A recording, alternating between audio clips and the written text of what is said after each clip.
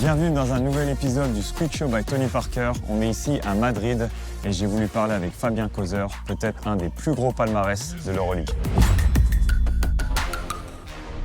Ça va? Tu vas bien? Ça va? Ok. Ça va bien.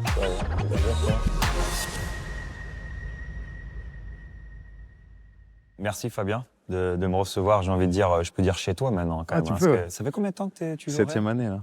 7e? Ouais, Donc là tu commences à être un bon vétéran. Là. Ah, je le suis, ça y est. Franchement, moi ça me fait plaisir de venir ici parce que je suis jamais venu et j'ai jamais joué contre le Real. Et on m'a toujours dit que c'était le meilleur club, le plus beau club. J'en ai parlé plein de fois avec toi. Et quand tu rentres et quand tu arrives, c'est vrai que c'est impressionnant, c'est digne de la NBA. Ça fait quoi de jouer au Real Madrid tout simplement? Ouais, je pense que quand j'aurai un peu de recul, quand la carrière sera finie, je réaliserai un peu plus de tout ça. Je pense que quand tu rentres au Real, déjà, moi, c'est sûr que tu prends une petite claque. Genre, déjà, quand le Real appelle ton agent et qu'il dit, il y a le Real qui a appelé, tu fais oula, ok. Tu sais que tu veux y aller. Il y a toujours le côté économique, les années de contrat, tout ça, c'est des détails après, où tu vas arriver à tes fins, mais vraiment arriver au Real, c'est l'étiquette des grands joueurs, c'est associé évidemment au foot, voilà, que tout le monde connaît, mais je pense qu'une fois que tu rentres, ça y est, dedans, tu te dis, bon, comment maintenant je vais trouver ma place, comment vraiment je vais gagner du temps de jeu, comment je peux aider l'équipe à gagner. Et plus les années passent... Est-ce que ça t'a fait peur un peu? Est-ce que ça t'a fait peur? Parce que c'est une chose de dire, ok, je vais au Real, et c'est un grand club et je sais pourquoi tu acceptes, mais est-ce que tu n'avais pas peur aussi pour ta carrière de dire, tu sais, tu peux arriver et en fait tu joues jamais, quoi? Ouais, un petit peu. Au fond, je m'étais dit, je vais travailler parce que ça a toujours été l'essence un peu de ma carrière et je réussirai à faire ma place, mais c'est pas toujours, c'est pas toujours juste le sport. Donc même si des fois, si tu travailles, il y a des gars qui sont là implantés depuis des années, et ils jouent bien, ça veut pas dire que tu vas prendre leur place, tu vois. Donc même mon père essaie de me dissuader un petit peu au début. Quand je vais à Bamberg et que le Real a appelé le Bayern Munich, m'offrait plus d'années, plus d'argent et tout ça, il me dit, écoute, ça y est, t'es implanté en Allemagne, tout le monde t'aime là-bas. Il me dit, t'as pas peur et tout. Là-bas, il y a Llull, Fernandez, Jesse Carroll. Surtout que les Espagnols, ils sont très attachés à leur pays. Ils ont, on va dire, un peu de favoritisme quand même des fois sur les Espagnols. Et je me dis que c'était vraiment un gros risque quand t'es venu. Parce qu'il y avait quand même, comme tu viens de le dire, des joueurs implantés de malades. Ouais, c'était vraiment un challenge. Mais c'était aussi un rêve. Je pense qu'à un moment donné... je suis quelqu'un qui est très rigoureux et je regarde un peu vers le futur. Donc je pense que quand ma carrière a commencé, je me suis toujours donné des objectifs à court, moyen terme et long terme. Et tous les 2-3 ans, j'essaie de les changer parce que la carrière évolue. Et en fait, le Real, c'est toujours été un rêve en fait. Je me suis dit, si je peux mettre un pied là-bas et vraiment pouvoir faire quelque chose de bien là-bas, il faut y aller. Donc en fait, je me suis dit, écoute, j'ai pas grand-chose à perdre. Si derrière je réussis pas, il y aura toujours d'autres clubs. Après le Real Madrid, tu sors du Real Madrid, tu trouves toujours quelque chose. Voilà, c'était vraiment mon objectif. Après, je parle toujours qu'il y a un peu de chance dans le sport et entre guillemets la malchance de Sergio Llull qui se blesse au genou a fait que tout de suite on m'a poussé sur le devant en fait et j'ai joué beaucoup de minutes dès le début. Donc ça m'a permis à moi de prendre les responsabilités qu'on m'a offert et c'est vrai que c'était un autre challenge en fait parce que quand un gars comme ça tombe et qu'on te dit maintenant c'est à toi de jouer, il faut y aller, voilà, maintenant ça fait 7 ans et tout se passe bien. En 7 ans, t'as tout gagné ici, t'as tout connu. Tu le places où le titre de l'année dernière? Parce que l'année dernière, franchement, le titre il est venu de nulle part. C'est mon avis personnel, où Olympiakos, ils ont dominé quand même toute la saison, ils dominaient tout le match. Et là, tu vois, après, moi, je dis, voilà, c'est la marque des grandes équipes, où, en plus, le panier qu'il met, c'est son seul panier du match. Ouais. Tu le places où, ce titre, avec tous les titres que tu as déjà gagnés avec le Real? Ouais, il est en haut, clairement. Il est clairement en haut parce que... Pourquoi? Il est inespéré dans le sens où on était dans une très mauvaise passe. On jouait beaucoup moins bien. Arrivé à avril, beaucoup moins de fluidité dans notre jeu. Il y avait eu des blessures, il y avait eu plein de choses. Derrière, on perd les 2 premiers matchs à la maison contre le Partizan qui joue un meilleur basket que nous. Ils sont sur un nuage parce que voilà, ils sont confiants. C'était meilleur. Derrière, évidemment, tout le monde a parlé de la bagarre la fameuse bagarre. Et en fait, ça nous a plus soudés qu'autre chose, quoi. Mais tu vois, la fameuse bagarre, pour revenir sur la fameuse bagarre, moi qui connais Loul et de ça, je pense même pas qu'il essaie de faire exprès de créer une bagarre en fait. Non. Je pense qu'il fait juste une grosse faute. C'est une faute de frustration. Et l'autre il s'est excité bêtement. C'est une faute de frustration, tout simplement. Parce que ils sont meilleurs que nous. Je pense pas qu'il veut créer une bagarre sur ça. Non, je pense que et puis il voit Punter qui commence à vouloir le crosser en fait et profiter de la situation en fait. Et je pense que c'est une question d'ego quoi. En tant que joueur, humiliation, il fait une grosse faute et derrière, bon voilà, il y a tout ce qui s'ensuit qui arrive. Malheureusement, voilà. Mais derrière, nous, on joue ce week-end-là contre Saragosse à la maison. On est mené de 15 points à la mi-temps contre une équipe de bas de tableau ACB. À quel point on était touché vraiment par ces 2 défaites et l'équipe était au fond du trou. Et en fin de compte, le fait d'aller on finit par gagner ce match, mais le fait d'aller à Belgrade, dans une salle de 16 000 supporters à bloc, qui attendaient que ça de nous humilier, nous sortir. En fait, ça nous a soudés. Et le premier match, on ne sait même pas comment on le gagne, je pense. En fait, on reste accroché, mais il y a 2-3 shoots de Nigel, William Goss, qui fait qu'on gagne le match. Et à 2-1, on fait où là maintenant, il en reste un gagné, quoi. Ouais, moi, je savais tu vois, c'est un peu l'espagnol, comme on dit. C'est le Game 3 qu'il fallait qu'il gagne Chavec. Si on gagnait, la pression retombait sur eux, en fait. Sûr. Parce qu'il faut gagner, il faut réussir à gagner à la maison. Et le ballon, il pèse quand c'est comme ça, en fait. Et voilà, c'est une série de dingues. En fait, ça change toute la dynamique. Tous les matchs qu'on a perdus pendant la saison contre les grosses équipes de 1 ou 2 points, là, on les gagne. Et c'est le même scénario contre Barcelone. Barcelone nous gagne de 10-12 points en demi-finale, on finit par gagner. Et là, c'est la même chose contre l'Olympiakos. L'Olympiakos, l'année dernière, il n'y a aucun problème à dire que c'était une meilleure équipe que nous. Ils jouaient mieux au basket que nous. Mais je pense que nous, on jouait mieux au basket qu'Efes l'année d'avant et on perd d'1 point. Et c'est le sport. C'est comme ça te donne et ça te prend. Ça fait combien d'Euroleague là maintenant 2. Ah, t'en as que 2 ? Ah, je crois qu'il y en avait 3. Que 2 non, mais c'est déjà beaucoup, je sais, mais je me suis dit, je pensais que t'en avais 3, je sais pas pourquoi. Non, il y a Young, il y a celle contre Efes qu'on perd d'1 point. Et c'est vrai que j'aimerais bien être le premier Français à en prendre 3. C'est que c'est le record, c'est quoi ? C'est Nando, il en a 2. Nando en a 2, Adrien et Rodrigue. Il en a 2. Ouais. Donc voilà. Le record, ce serait 3. Donc là, cette année, vous êtes bien parti. Enfin, vous étiez invaincu jusqu'à hier. Là. Vous avez gagné 19 matchs d'affilée. J'ai l'impression que cette année, là, vous dominez vraiment. Tu penses que c'est par rapport au titre de l'année dernière, ça vous a donné une nouvelle confiance ? Parce qu'il n'y a pas eu trop de changements que ça dans le team. Voilà, je vais rebondir sur ça. Je pense que le fait qu'il y ait peu de changements, la continuité, que ce soit entre les coachs, les joueurs, on ramène une pièce maîtresse pour nous qui était les meneurs. On ramène Fakou Campasso qui est de la maison, qui a tout gagné ici aussi et qui en fait, je pense qu'il nous manquait un créateur. Et Fakou est vraiment ça. Il a beaucoup le ballon dans les mains. Et il y a tellement de talent à côté pour mettre les shoots, les intérieurs qui sont quand même dominants aussi dans notre équipe. Voilà, ça fait que ça s'est fait un peu naturellement. On a déroulé vraiment sur le début de saison. Hier, c'est un accrochage. On mène de 21 points, on finit par perdre le match. À la maison, c'est quelque chose qui nous est très rarement arrivé. Voilà, l'équipe est très bien. Mais moi, ces saisons-là, j'ai toujours la petite voix dans ma tête qui me dit c'est rare que les équipes qui roulent comme ça sur les saisons finissent par gagner. Donc, en fait, inconsciemment, j'aimerais qu'on ait 1 mois ou 2 vraiment compliqués, qu'on soit dans le dur, qu'on justement, on voit qu'on n'est pas invincible. Moi, je trouve qu'il n'y a pas de règle, Moi, j'ai gagné dans les 2 scénarios, où une saison où tout roule et tu dis c'est la saison de rêve, et des saisons où il y avait des hauts et des bas et on n'avait pas prévu de gagner et on gagne cette année-là. Ça me fait penser à 2007. Et ça partit d'une baston aussi où Robert Horry, il a tabassé Steve Nash, on était partis sur une baston et Bobo et Stoudemire, ils étaient suspendus pour le match 6. Et donc, on gagne là-bas. Et donc, c'est marrant. Moi, je trouve qu'il n'y a pas de règle. Après, si tu peux rester en bonne santé et que tu peux avoir l'avantage du terrain, c'est toujours mieux d'avoir l'avantage du terrain. Mais vous, c'est des playoffs très longs. Tu vois, sur 7 matchs, c'est vrai, pour moi, sur 7 matchs, c'est vraiment le meilleur qui gagne. Il n'y a pas d'excuse. Tu as 7 matchs. Voilà. Sur un match, même pour le Final Four, c'est vraiment boum, boum, quoi. Demi-finale, finale. Moi, je dis toujours, tu lances la pièce, le Final Four, faut y arriver. T'aimes bien ce format-là ou t'aimerais que ce soit des vrais playoffs ? Ça dépend de la situation, en fait. Tu vois, l'année dernière, j'aimais bien parce que je me suis dit, Barça sur 5 matchs, je suis pas certain qu'on je pense pas qu'on les gagne. Je pense pas. Olympiakos sur 5 matchs, je pense pas qu'on les gagne. Mais sur ce format-là, il y a rien à perdre. On est là, on est sur un bon rythme, on est bien. Il y a pas de raison, tu vois.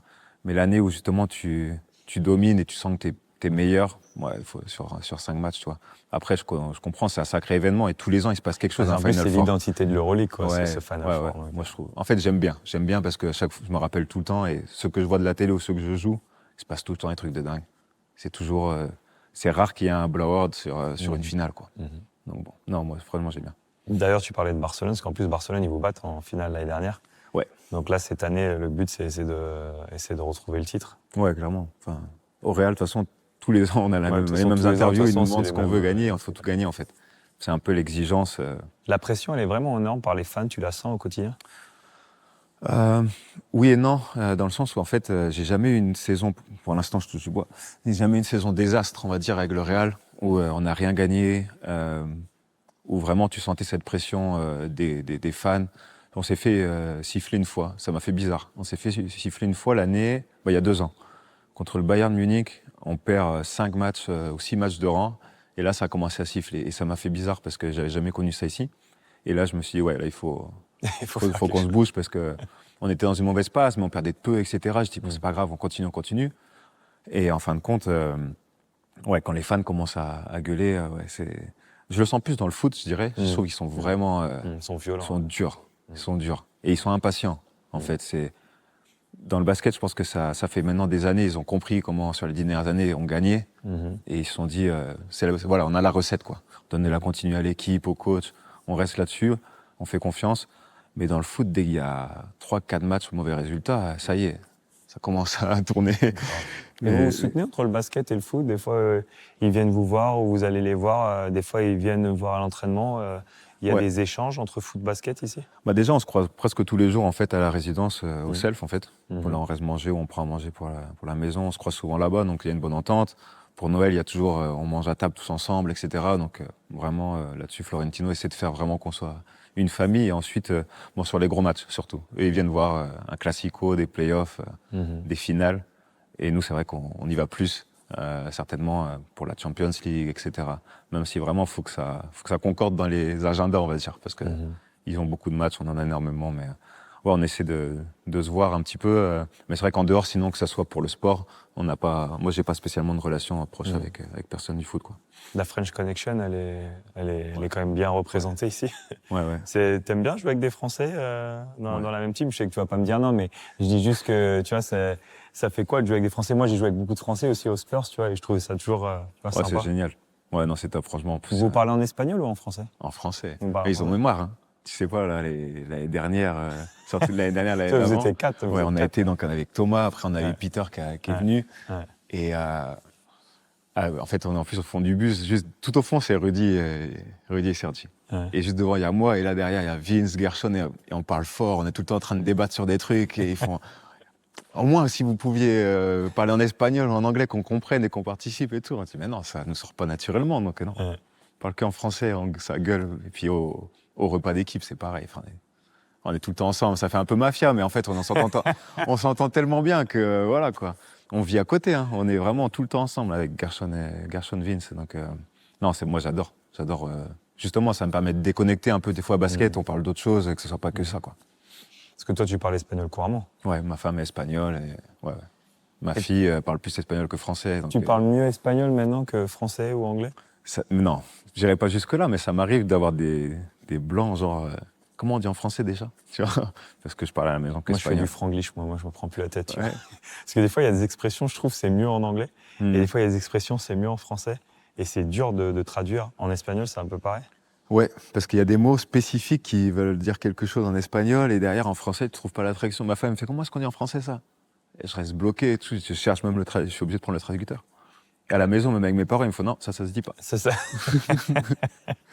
Ouais, ça fait bizarre. Déjà, félicitations, hein, tu vas avoir un deuxième bébé. Ouais. Félicitations. Et tu penses que tu vas rester en Espagne maintenant toute ta life maintenant? Ouais.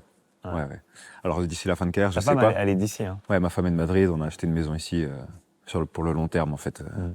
Ouais. Franchement, je suis tombé amoureux de la culture, le temps qu'il fait à Madrid, par exemple. Là, j'ai un ami qui était là ce week-end et il me dit, mais ouais, je comprends, tu vois. Enfin, il fait encore beau en ce moment. On mange bien. Enfin, je veux dire, c'est la belle vie, franchement. Je peux pas me plaindre. En plus de ça, pour moi, comme tu l'as dit au début, je suis dans le meilleur club d'Europe, donc vraiment, j'ai tout pour être heureux, quoi. Tu sais combien de temps tu veux jouer encore? Je pense 2 ans. Ah, t'as déjà une idée, ouais. Exactement, je sais pas, mais j'espère y arriver. Tu te sens bien physiquement? Ouais. Franchement, cet été, je me suis posé des questions parce que l'année dernière, j'ai eu une tendinite j'ai eu toute l'année une tendinite au genou que j'arrivais pas à m'en débarrasser. Cet été, j'ai bossé que sur ça. Et en début de saison, j'ai pris un coup d'œil à la tête parce que je me suis dit, en fait, non, ça part pas, quoi. Et là, ça y est. petit à petit, on a repris le rythme des matchs et tout ça. Et je pense avoir trouvé l'équilibre pour vraiment me sentir bien. Et je me dis, mais si je reste comme ça, je peux jouer encore 2 ans, quoi. Après, on sait tous, hein, il se passe toujours, il y a des hauts, des bas. Tu vas commencer à avoir mal au dos un jour. Après, Ouais, c'est clair. c'est comme ça. Mais mon idée, ouais, ça serait, voilà. Mon idée, évidemment, l'idéal, c'est de finir ici. Mais si ça, à la fin de l'année, ils me disent, ils me remercient et que voilà, je dois aller ailleurs, j'irai jouer ailleurs, certainement, c'est sûr. Après, je pense que tu es bien parti quand même pour terminer ici. Je les vois pas te laisser terminer Si ici. tu peux leur laisser un petit message, ils seront contents. Est-ce que tu joues différemment depuis que tu as des enfants? Est-ce que tu vois la vie différemment depuis que tu as des enfants? Ouais, clairement. Honnêtement, j'ai toujours été très mauvais joueur, mauvais perdant. Et avant que j'ai des enfants, je pense que j'avais aucun recul en fait sur autre chose que le basket. Donc même ma famille, en fait, ils se sont adaptés à ça. Et je pense qu'ils étaient, quand le match il se finissait et qu'on perdait, c'était silence en fait, parce qu'ils savaient qu'en fait, j'avais pas envie de parler. J'avais pas envie de parler. Et du coup, ils ont gardé ça en fait. Et maintenant, je suis là, non, ça va, vous inquiétez pas et tout. C'est un match, on passe à autre chose. Et des fois, il y a plein de fois, je sors de la salle, je suis énervé, machin et tout, j'arrive à la maison, j'ai la petite et ça y est, passe à autre chose. Le lendemain, on se réveille, je passe du temps avec elle. Bon, tu connais ça, c'est vraiment, ça change tout, quoi. C'est vraiment, tout tourne autour d'eux. Et ouais, ça fait. Et puis j'essaie vraiment d'être présent pour eux le maximum. Je sais, j'ai demandé une interview aujourd'hui, tu m'as dit il faut finir à cette heure-là, parce qu'il faut que j'aille chercher à l'école et tout. Exactement. Ça me faisait penser à moi, c'est pareil aussi. Ah ouais, c'est ça. D'aller les chercher à l'école et tout. Ouais, parce que je sais que elle a besoin de moi et moi je veux être là vraiment parce que surtout que c'est les premières années, ils grandissent tellement vite que c'est tellement important d'être là. Non, j'adore franchement passer beaucoup de temps avec elle. Là, j'ai le petit gars qui va arriver et ouais, j'ai hâte de voir la différence entre garçon et fille. T'as le choix du roi. Exactement, comme on dit. Bien. Non, je suis très très très content et moi j'espère que ça va bien se passer l'accouchement pour ma femme et puis qu'elle souffrira pas trop la pauvre. Non, il n'y a pas de raison. Si c'est bien passé la première fois. Ça s'est bien passé, mais elle a eu une grossesse compliquée. D'ailleurs, petite anecdote, le jour de la finale à Kaunas, elle était à l'hôpital le matin. Ah ouais. Ouais. Elle a été malade, beaucoup de nausées donc, pendant le premier trimestre, mais au point qu'elle ne mangeait plus, elle ne pouvait plus rien boire, vomissait tout. Donc on a fini à l'hôpital 2 fois sur Madrid. Et donc elle voyage à Kaunas, avec ma fille en plus. Et en fait, exténuée, les jours où elle était exténuée, souvent le lendemain, elle payait cash.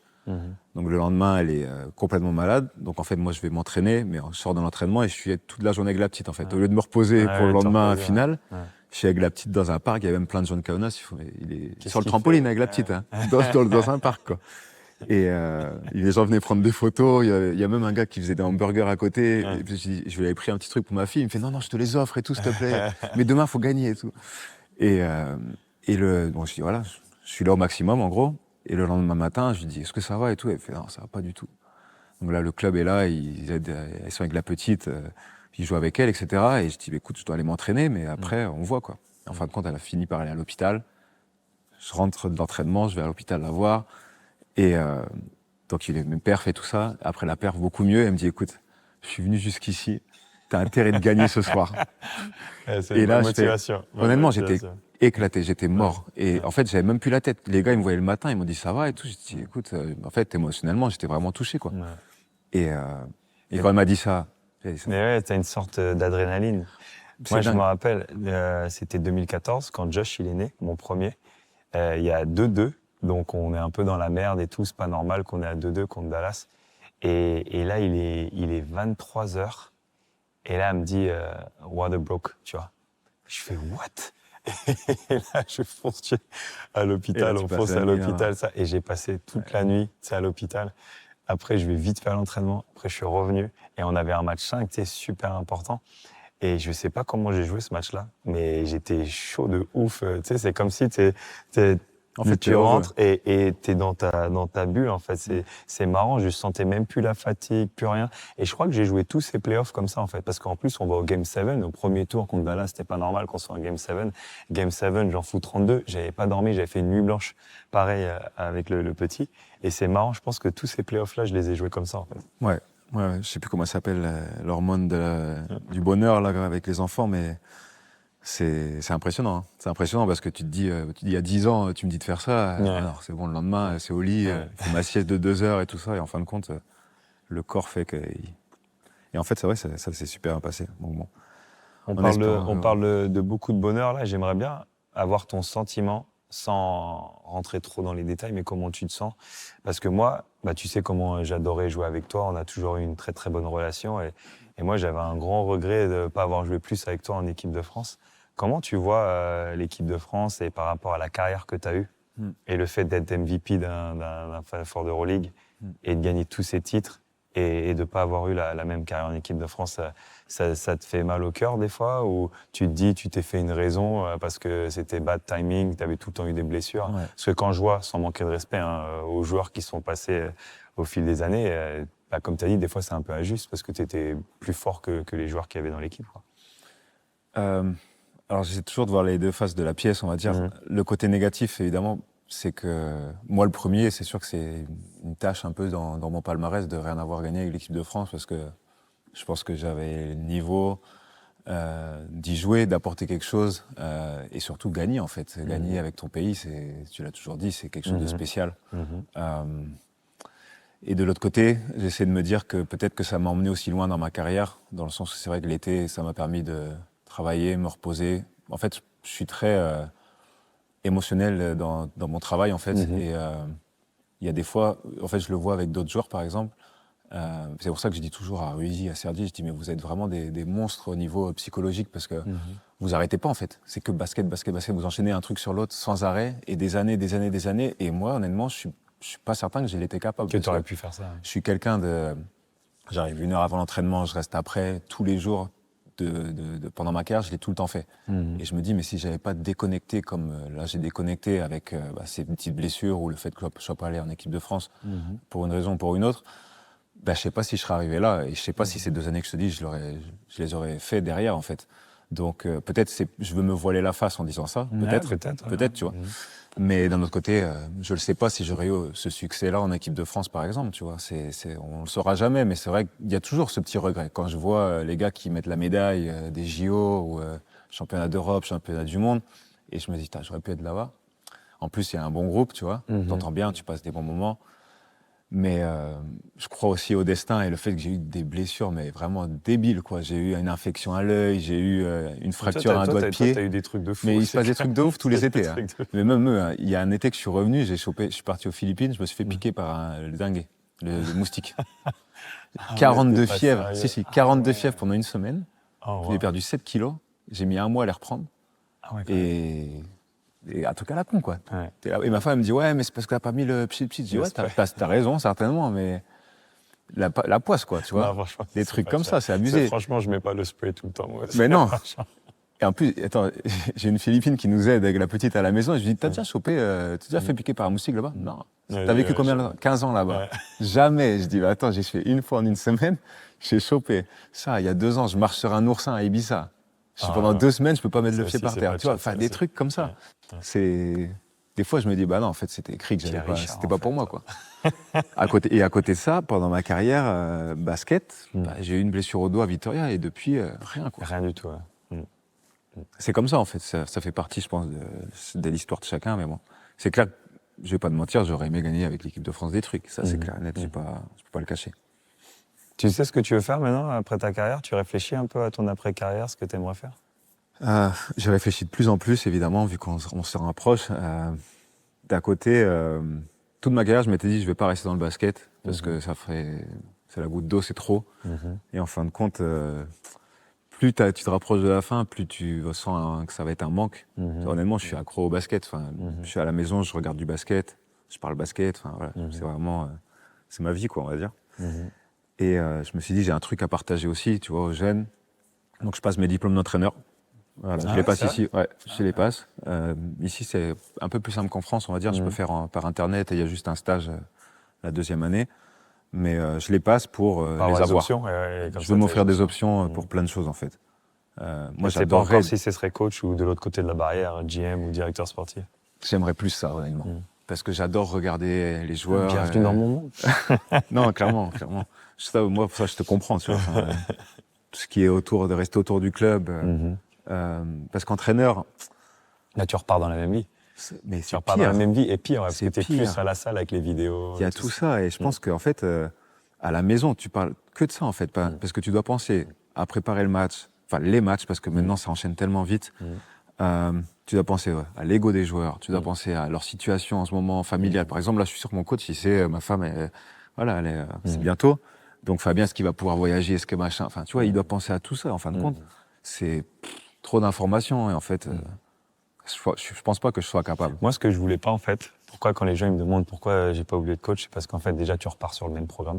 Et moi, ce que je voulais pas, et je trouve ce qui a pas de prix, c'est de pouvoir te lever tous les jours et dire, OK, je fais ce que je veux.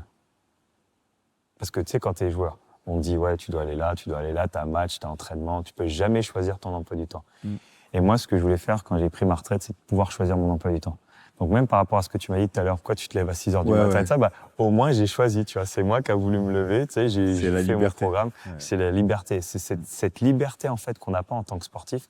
Moi, c'est ça que je voulais. Parce que tu vois, il y a plein de sportifs quand ils prennent leur retraite, ils vivent ça comme une petite mort. Tu sais, 90%, 95% des athlètes, ils vivent ça comme une petite mort parce que pendant 40 ans, tu fais la même chose. Et là, du jour au lendemain, tu te lèves et tu peux faire ce que tu veux. Donc, tu sais, ça peut être un peu vertigineux. Et moi, tu l'as pas vécu, toi, cette petite mort? Parce que moi, déjà, quand j'ai pris ma retraite, il me restait encore 1 an de contrat. Donc, c'est moi qui ai appelé Jordan et qui a dit, moi, je veux pas faire ma dernière année. Et j'ai fait ma transition nickel dans ma nouvelle vie. Donc, moi, je l'ai vraiment, mais vraiment pas vécu, quoi. Et ça me manque vraiment pas, quoi. Quand les jeunes me demandent est-ce que ça te manque de jouer. D'aller faire de la muscu pour te préparer, pour être bien. Après, moi, j'aime bien, en fait. J'aime tout le processus du sportif professionnel, je l'adore.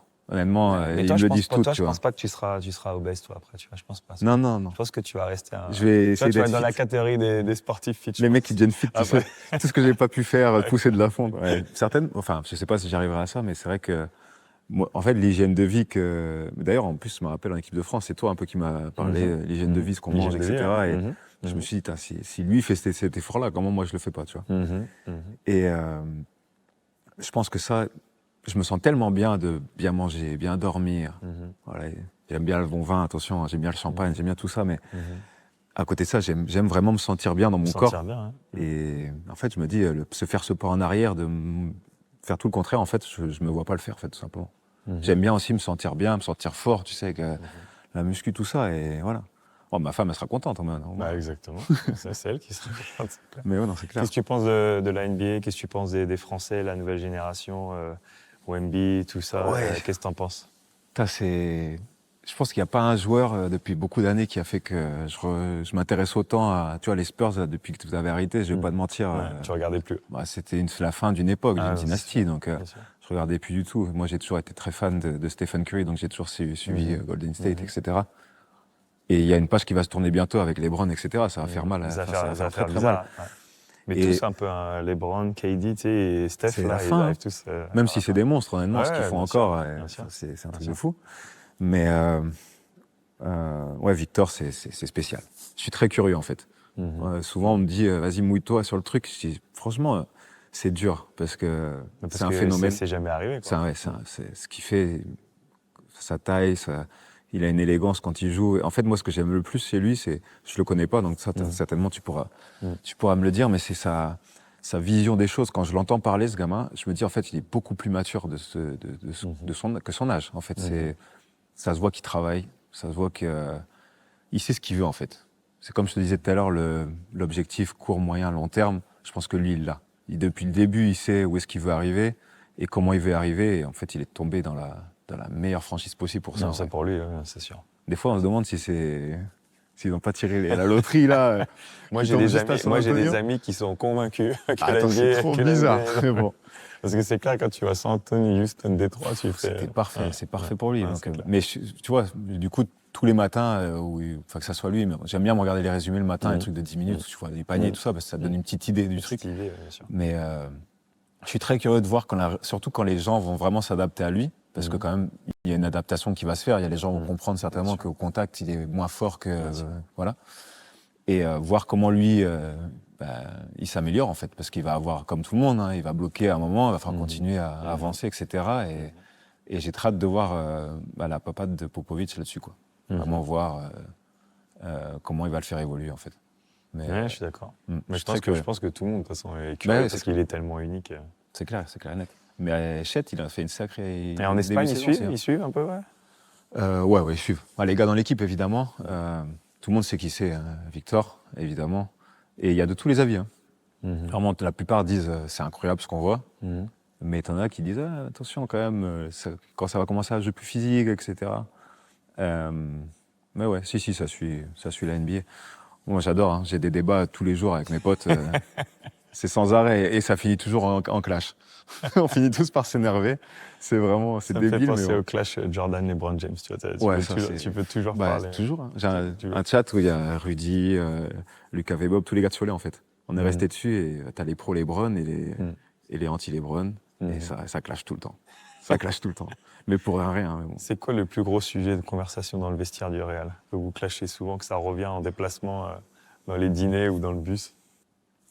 Je sais pas, celui qui lance le plus de sujets de conversation, c'est Mario Ezonia. Donc, on se respecte beaucoup sur les sujets France-Espagne. Je pense qu'il y a quand même beaucoup de respect à ce niveau-là. Sur l'Euro, surtout, par exemple, il y a 2 ans, derrière, tu vois, il n'y a pas eu de conversation, il n'y a rien eu dans le chat, personne n'a rien dit. Il n'y a même pas eu félicitations ni désolé pour. Tu vois ce que je veux dire? Il n'y a rien du tout. Ça a été, on passe à autre chose. On laisse la saison, faut qu'on ait un bon vestiaire, faut que ça reste bien, tu vois ce que je veux dire? Mais ouais, Mario, il parle tout le temps en fait, donc il sort beaucoup de choses, mais ça parle beaucoup Euroleague en fait. C'est l'actualité en fait qui se passe, vu qu'avec les réseaux sociaux tout est multiplié, tu vois beaucoup de choses beaucoup plus vite. Ça parle beaucoup de choses hein, en vrai. On finit par parler de politique, on finit par parler de beaucoup de choses. Qui tu penses qui est la plus grosse équipe qui peut vous empêcher de gagner cette année? C'est ouvert cette année. Ouais, c'est vachement ouvert. C'est vachement ouvert. En fait, ça va sonner prétentieux, mais je trouve qu'on a la meilleure équipe cette année. Je trouve vraiment qu'on a la meilleure équipe. Je suis d'accord. Et si les blessures nous respectent, etc., la pression elle sera sur nous cette année. La pression l'année dernière elle était sur l'Olympiakos, avant il y a eu FS, etc.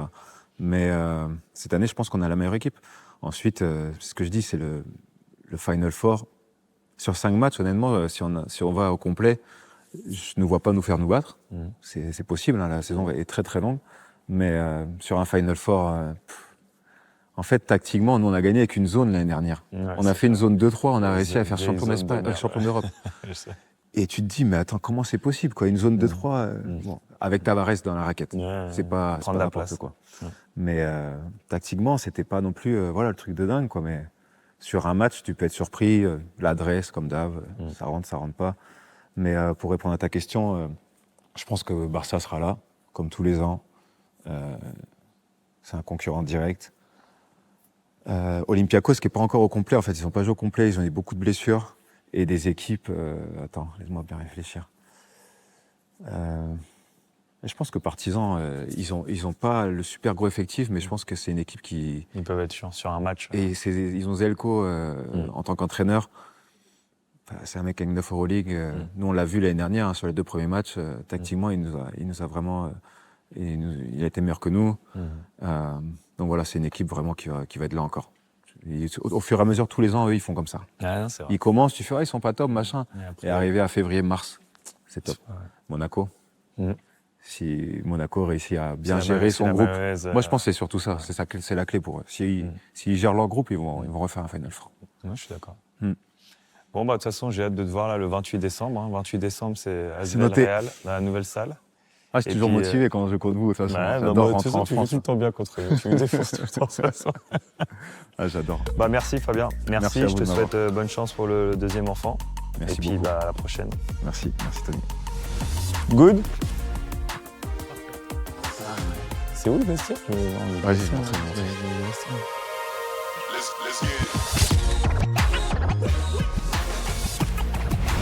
Bon, on arrive à la fin. J'aimerais remercier le Real Madrid. Ils nous ont super bien accueillis. Le centre est magnifique. Et je vous donne rendez-vous très bientôt pour un nouvel épisode dans le centre du Real Madrid.